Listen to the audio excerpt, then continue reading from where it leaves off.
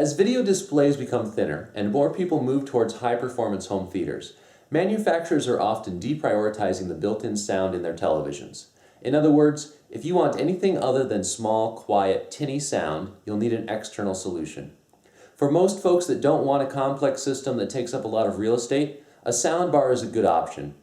Soundbar is the generic name for a system with multiple driver arrays in a single enclosure. They're much wider than they are tall to provide a sense of stereo separation and to match the aesthetic of today's widescreen TVs. They are often designed to be mounted on a tabletop or a wall, and many come with external, often wireless subwoofers for full range response. Typically they are self-powered, meaning no external amplifier and a simpler setup. All seek to give you better sound in an inconspicuous package, and some take on the lofty goal of replicating the kind of surround sound that you would get from multiple larger speakers spread around your room. Today we're going to go through several basic setups that will help you get up and running with most any brand of soundbar. First, unpack your soundbar, make sure you have all the included components, and read the manual. I know that last part is tricky for most folks, myself included. Soundbars typically control only the audio, though we will be looking at a high-end model today that does video switching as well. You will get the best performance by using an HDMI cable if your soundbar accepts one. Many will offer a digital connection labeled Optical or Coax. This is your next best solution after HDMI.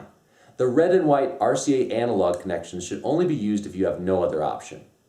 Let's assume you have two typical sources, a Blu-ray player and a high-def cable/satellite box. For a more basic setup like the Klipsch HDT-SB3, the most simple setup is to connect your Blu-ray and cable-sat box to your TV via its HDMI inputs. Then, run a single coax cable or optical cable from your TV to your soundbar. HDMI carries both video and audio, so your TV will take the video signal and display it, then send the audio signal through your digital cable to your soundbar. When you switch inputs on your TV, it will switch video and audio, making sure the picture being displayed and the sound sent to the soundbar always match. Alternately, you could connect audio from your devices directly to the soundbar and then run a separate video connection to your TV. In some products that decode surround formats, you may get marginally better sound, as most TVs downsample surround to stereo before passing it through. However, this setup has the disadvantage that to switch from your Blu-ray to your cable satellite box, you need to switch both the audio input on the soundbar and the video input on the TV. Most folks will want to use the first connection method. Let's look at the connection for a more advanced soundbar, like the Yamaha YSP-4300. This soundbar has HDMI inputs and switches both audio and video, so you can connect your sources directly to the soundbar. Then run a single HDMI cable from the soundbar out to the display's HDMI in. With this setup, you'll change audio and video inputs to the soundbar only, not through the TV. The soundbar will play the selected audio and then send the selected video to your TV. Your soundbar should be mounted on the wall or a table, close to the top or bottom of your display, and centered underneath. Now, connect your AC and power on your soundbar. If a subwoofer is included, it can be placed in the most convenient or inconspicuous location, and power that on as well. A wireless subwoofer may also need to be linked with the soundbar, usually accomplished by pressing a button or setting a switch on both the soundbar and the subwoofer, and then letting them find each other. If you want to learn more about getting the best performance out of your subwoofer based on placement, check out the articles on Audioholics, and keep your eyes peeled for future videos. You'll want to balance the audio levels of the soundbar and the subwoofer.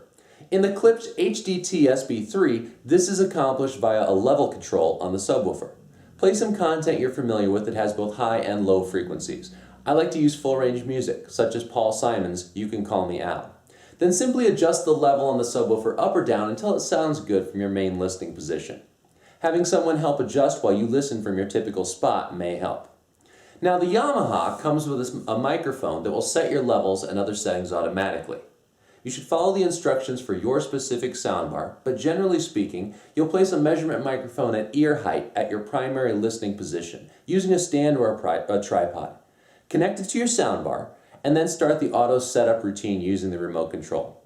That's everything that you need to get set up, though you may want to refer to your manual for more specific features like setting virtual surround sound. Now, pop in your favorite movie, sit back, and enjoy your new, more exciting sound.